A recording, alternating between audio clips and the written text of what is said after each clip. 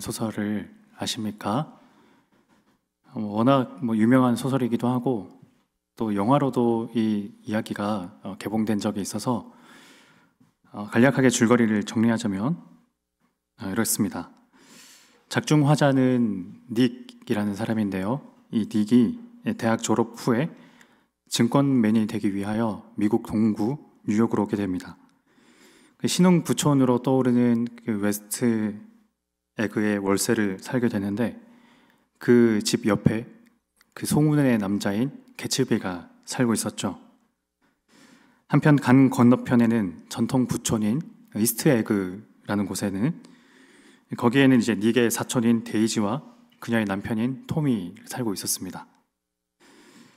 개츠비는 자신의 가난 때문에 지금은 남의 아내가 된 이 데이지, 옛 애인 데이지를 다시 자신의 아내로 삼기 위해서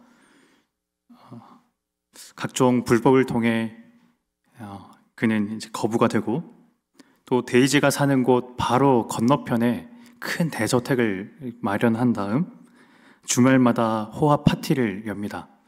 그렇게 해서 이제 데이지가 그 파티에 우연히 오도록 유도하는 거죠. 이윽고 개츠비는 닉을 통해 데이지를 만나는데 성공합니다. 그리고 자신의 사랑을 데이지에게 고백하지만 그 사랑은 받아들여지지 않고 개츠비는 비참한 최후를 맞게 되는데요. 그런데 이 소설에는 알쏭달쏭한 장면이 나옵니다. 데이지를 자신의 집에 초대한 개츠비가 의기양양하게 부를 자랑하듯 자신의 셔츠를 데이지 앞에 마구 펼쳐놓는데 갑자기 이런 일이 벌어지는데요. 이런 소설의 문장이 있습니다. 그 순간 갑자기 데이지가 이상한 소리를 내며 얼굴을 셔츠 더미에 파묻고 격렬하게 울기 시작했다. 너무 아름다운 셔츠들이야. 그녀가 흐느꼈다. 두터운 셔츠 더미에 파묻혀 그녀의 목소리가 띄엄띄엄 들려왔다. 너무 슬퍼. 한 번도 이렇게 아름다운 셔츠들을 본 적이 없거든. 데이지가 이 셔츠를 보면서 울었다는 건데요. 그 데이지는 왜 울었을까요? 이 점에 대해 이 소설을 번역한 김영하 작가는 이 대목을 해설하면서 이런 문장을 적었습니다. 요컨대 데이지는 인간 개츠비가 아니라 영국제 셔츠를 사랑하는 인물이다. 개츠비는 그것을 알고 있지만 어쩔 수가 없다. 사랑할 가치가 없는 여자를 지독하게 사랑한다는 것. 아니, 그 여자를 지독하게 사랑하는 자기 자신의 이미지를 사랑한다는 것.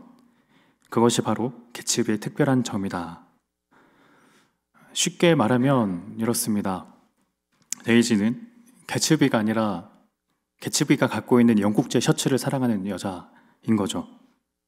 데이지의 눈물은 자기 삶의 허망함을 잠깐이라도 잊을 수 있게 만드는 그런 아름다움에 대한 감탄입니다.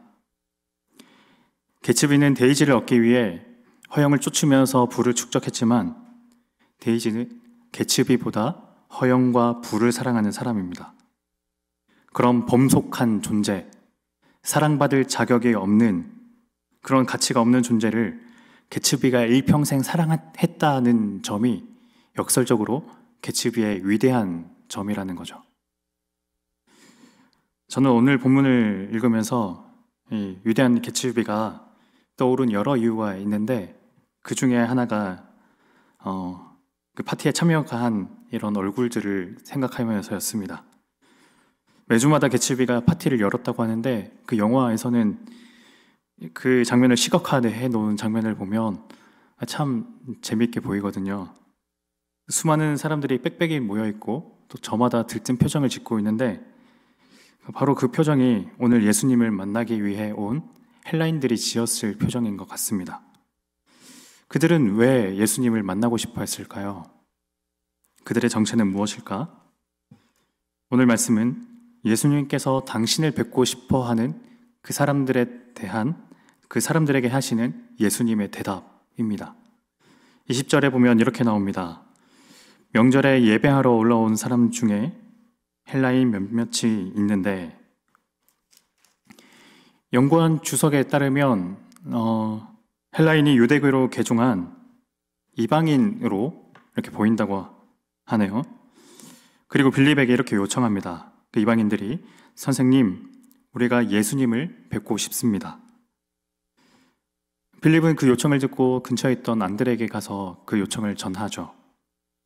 그리고 안드레와 빌립은 함께 예수님께로 가서 자신들이 들은 요청을 예수님께 전합니다. 그 말을 전해 들은 예수님의 대답이 23절이에요. 23절 말씀. 예수께서 대답하여 이르시되 인자가 영광을 얻을 때가 왔도다. 헬라인 몇몇이 주님을 뵙고 싶어 한답니다 라는 요청에 언뜻 생각하면 예수님의 할 적절한 대답으로는 생각되지는 않는 답변이시죠. 그러나 여느 때나 그렇듯이 이번에도 예수님은 본질을 한 번에 관통하는 대답으로 문제를 뚫어내십니다. 그러니까 예수님의 이 아리송한 대답은 성경 텍스트 그 너머에 있는 그 헬라인들의 숨은 동기에 대해 넌지시 알려주신다는 것이죠. 그렇다면 우리가 물을 것은 이건데, 헬라인은 왜 예수님을 보러 왔을까? 예수님을 보기 위한 내면의 숨은 동기는 무엇일까? 이들의 정체가 명료하게 드러나지 않으므로 우리는 추측할 수밖에 없습니다. 그들은 처음 유월절을 맞아서 그리스에서 먼 곳 예루살렘으로 온 것인지도 모릅니다. 무수한 인파로 뒤덮인 그곳 한가운데 유독 많은 무리들을 이끌고 계시는 한 분을 발견한 것이겠죠. 그리고 직감적으로 이렇게 생각했을 거예요. 저분은 뭔가 심상치 않다. 어쩌면 그들은 예수님을 보면서 그 헬라의 철학자, 그리스의 철학자들이 자신의 사상과 관념으로 세상을 호령하며 군중들을 이끌던 그런 위대한 현자를 떠올렸을지도 모릅니다. 그래서 그는 근처에 그 빌립에게 간절하게 부탁한 것이겠죠. 그러니까 그들은 헬라인은 니고데모나 삭개오처럼 인생의 근원적인 문제 또는 영생의 진리에 대한 의문에서 구원을 얻기 위해 예수님께 간 것이 아니라 예수님을 둘러싼 그 외부의 것들, 따르는 무리들, 환호성, 무수한 인파, 그것에 이끌려 예수님을 보러 나갔던 것이 아닐까요? 시점을 돌려 예수님의 시선으로 이 장면을 한번 생각해 보면 이렇습니다. 헬라인이 찾아오기 전에는 예수님께서 예루살렘에 입성하는 장면이 나오는데요. 예루살렘에 입성하기 전에는 예수님께서 죽은 나사로를 살리시는 장면이 있었고요. 그러니까 예수님께서 예루살렘에 입성할 때는 예수님께서 죽은 나사로를 살리셨다라는 소문이 쫙 퍼진 상태입니다. 12장 10절에서 12절을 보면 더 실감 나는데요. 세번역 성경으로 한번 가져왔습니다. 그래서 대제사장들은 나사로도 죽이려고 모의하였다. 그것은 나사로 때문에 많은 유대 사람이 떨어져 나가서 예수를 믿었기 때문이다. 다음 날에는 명절을 지키러 온 많은 무리가 예수께서 예루살렘에 들어오신다는 말을 듣고 이미 죽은 나사로를 살렸다는 소문이 쫙 퍼진 다음에 바로 그 예수님이 이제 유월절을 맞아서 예루살렘 성으로 온다는 소식을 사람들은 듣고 예수님을 기다리는 겁니다. 얼마나 큰 기대감을 갖고 예수님을 기다렸을까요? 유대 역사가 요세푸스라는 분에 따르면 유월절을 지키기 위해 예루살렘의 성전으로 모이는 사람들의 인파가 무려 270만 명이나 된다고 합니다.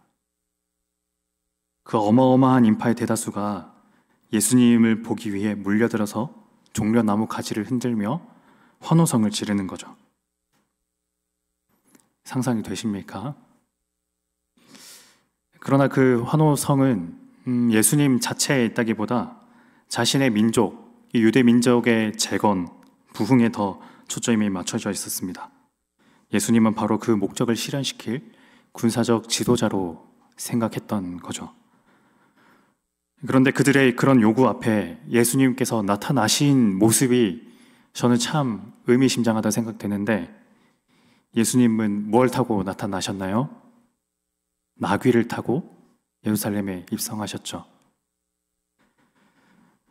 우람한 말을 타신 예수님, 어떤 적군도 용맹스럽게 무찌르는 강력한 무게와 갑옷으로 무장한 장군의 이미지를 기대하면서 그들은 환호성을 질렀을지 모르지만 예수님은 그런 그들 앞에 어떤 권위나 위험 있는 풍채의 모습으로 나타나지 않고 오히려 짐을 싣는 그 나귀를 타시고 묵묵히 예루살렘 성으로 들어왔습니다. 무리들이 예수님께 기대하며 나온 것과 또 예수님의 이 목적이 서로 어긋나 있다는 것을 단적으로 보여주는 이미지이죠. 방금 살펴본 이 헬라인의 요청은 바로 이 요란스러운 환호성을 지난 그 다음에 바로 나온 겁니다. 그러니까 예수님에게는 종합하자면 두 세계가 다가오는 거죠. 하나는 유대인의 세계와 또 하나는 이방인의 세계. 종교의 유대인의 세계와 철학의 헬라인의 세계. 이것을 정확하게 묘사한 사람이 그 자리에 있던 바리새인인데 그는 이렇게 말했습니다. 우리 19절 말씀인데요. 바리새인들이 서로 말하되 볼지어다 너희 하는 일이 쓸데없다. 보라 온 세상이 그를 따르는도다. 빌립이 예수님께 헬라인의 말을 전한다는 것은 이런 의미로 예수님께 다가간 것인지도 모릅니다. 예수님, 온 세상에 지금 예수님의 영광을 보길 원합니다. 그에 대해 주님은 이렇게 대답하십니다. 13절 인자가 영광을 얻을 때가 왔도다. 이제 예수님의 영광을 볼 수 있는가라고 이 말을 들은 제자들과 유대인 헬라인들은 순간 기대감으로 눈빛이 반짝였을 거예요. 그리고 이어지는 예수님의 말씀이 이런 말씀입니다.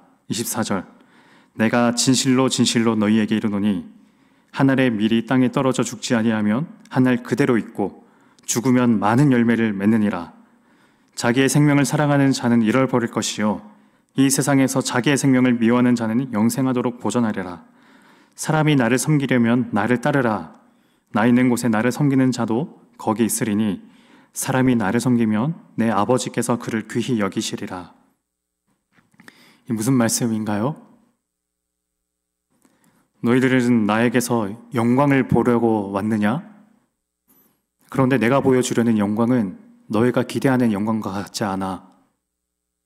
나의 영광은 이건데 하나를 불려서 풍성하게 만드는 것도 아니고 하나를 그대로 남겨두는 것도 아니고 그 하나를 땅에 떨어뜨려 죽게 하는 거야. 내 목숨을 사랑하지 않고 도리어 미워하는 것이고 너희는 이런 나의 영광을 따라올 수 있겠니? 이 말씀을 들은 유대인들은 기대감에 반짝였던 눈빛이 순간 고민스러운 망설임으로 바뀌어졌을 거예요. 그리고 이어 예수님은 27절에 이 기도의 첫 문장을 이렇게 시작합니다. 지금 내 마음이 괴로우니 무슨 말을 하리요? 예수님은 왜 그 순간 괴로움을 토로하셨을까요? 저는 그 순간 예수님의 심정이 영국제 셔츠를 사랑하는 이 데이지를 사랑하는 데이지를 포기할 수 없는 개츠비의 마음과 비슷하지 않았을까 생각합니다. 내가 일평생을 바쳐서 사랑하는 사람이 그럴 만한 가치가 있거나 고결한 존재가 아니라 비천하고 천박스러운 허영으로 가득한 사람이라는 아이러니. 오직 하나의 가치를 얻기 위해 자신의 삶에서 그 하나를 제외한 전부를 모두 포기하기까지 했는데 실은 그 하나가 하잘것없이 천박하다는 것이죠. 예수님은 당신의 영광을 이용해서 자신의 영광의 농도를 높이려는 그들의 비참한 본성을 투명하게 마주하면서 예수님은 괴로움의 순간 빠지셨던 겁니다. 그러니까 예수님과 예수님을 따르는 사람들의 표적이 서로 미묘하게 어긋나 있는 거예요. 겉으로는 같습니다. 둘 다 영광을 말하죠. 그런데 한쪽은 자신의 영광을 말하고 또 반대쪽은 십자가의 영광을 말합니다. 이 십자가의 영광으로 와야 하는데 나의 영광에만 머물러 있으면 안 되는데 이들을 어떻게 이쪽으로 끌고 올 수 있을까? 이 둘 사이의 아득한 거리를 어떻게 메워야 하나? 예수님의 괴로움이 바로 이 점에서 비롯됐던 것이죠. 그게 바로 27절 말씀입니다. 지금 내 마음이 괴로우니 무슨 말을 하여야 할까? 아버지, 이 시간을 벗어나게 하여 주십시오 하고 말할까? 아니다. 나는 바로 이 일 때문에 이때에 왔다. 아니다. 나는 바로 이 일 때문에 이때에 왔다. 저는 예수님의 이 말씀이 무척이나 뭉클하게 느껴집니다. 자신의 영광을 염두하고 있는 이들의 그 속물적인 그 성례를 고스란히 알고 계시면서도, 그래서 그것 때문에 괴로우시더라도 그 모든 비참한, 천박한, 이기주의적인 속성, 계산적인 속내 등을 하나도 남김없이 모두 끌어안으시면서 예수님은 십자가를 질 것이다 라고 말씀하시죠. 더 나아가 예수님의 이 말씀은 정확한 표적이 무엇인지 아는 분의 고백이면서 동시에 설령 너희가 쏜 화살이 표적에서 어긋나 할지라도 그 화살을 내가 표적으로 맞춰주겠다라는 다짐처럼 느껴집니다. 그러니까 예수님은 무리들의 그 화살, 목표였겠죠. 그 화살이 전혀 다른 방향으로 날아간다 하더라도 그 화살의 방향을 조준하시면서 정확하게 날아가도록 만드시는 것. 아니다. 이 일 때문에 나는 이때에 왔다. 다른 표적이 아니라 이 표적이다. 이 관역이다. 설령 화살이 다른 곳으로 향해 나아갈지라도 내가 그 방향을 잡아줄게.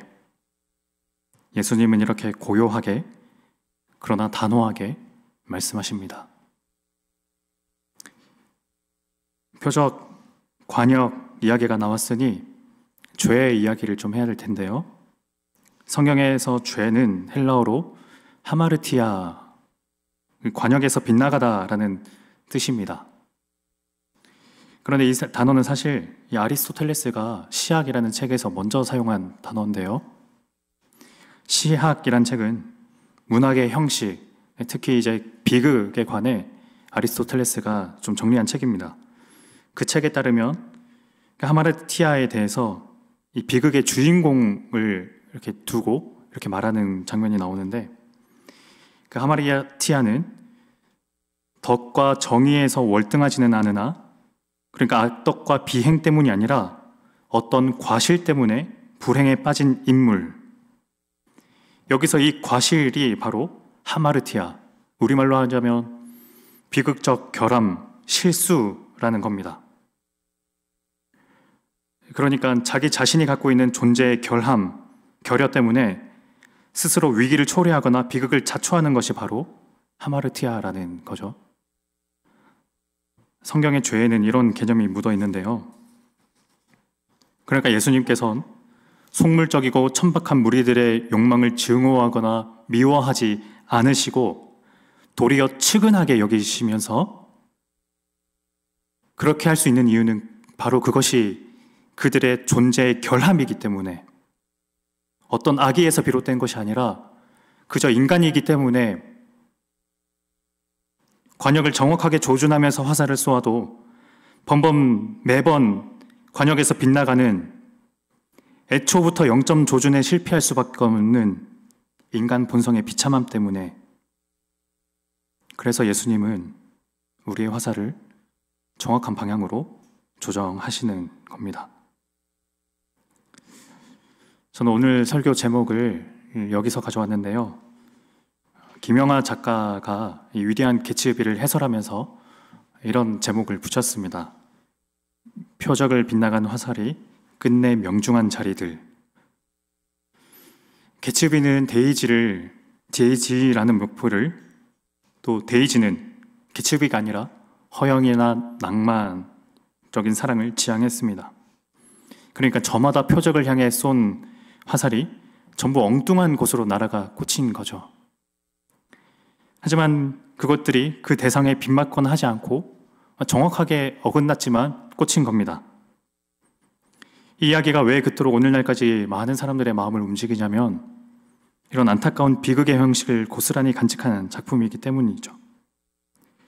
내가 목표로 둔 방향과는 완전히 다른 엉뚱한 곳으로 화살이 날아가 꽂히면서 그것이 그 대상만이 아니라 나 자신에게도 치명타를 입히는 것, 이런 작품을 통해 우리는 삶의 본질이라는 것을 엿볼 수도 있을 것 같습니다.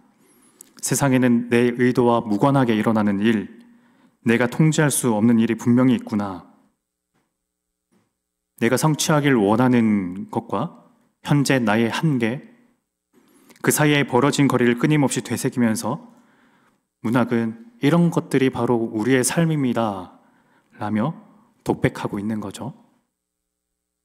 그러니 문학은 표적을 향해 화살을 쐈지만 자꾸만 엉뚱한 곳으로 꽂히는 인간의 근원적인 한계를 공감의 방식으로 건네는 위로라고 말할 수도 있습니다.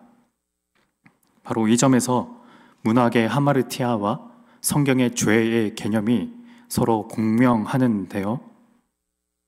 하지만 예수님이 여기에 개입하시면서 성경의 하마르티아와 문학의 하마르티아와 성경의 죄의 개념은 이제 결별합니다. 문학은 화살이 우리 손을 떠났고 엉뚱한 관역에 명중한 것만을 바라보면서 우리가 할 수 있는 것은 그저 실망하고 한계를 느끼고 절망하고 상처를 감각하고 통각을 느끼는 것만이라고 생각하겠지만 예수님은 우리가 쏜 화살이 그 방향을 조정하시면서 정확한 그 관역에 도달할 수 있도록 만들어 주시죠.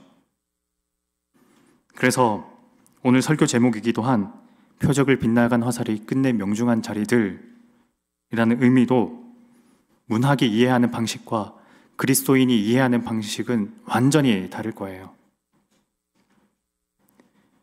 문학은 화살이 엉뚱한 곳에 꽂힌 그것도 명중이야 라며 자조적인 말을 겨우 내뱉지만 성경은, 예수님은 설령 화살이 관역에 빗나가는 방향이라 해도 방향을 옮기시면서 그 화살을 정확하게 명중하도록 이끌어 주십니다.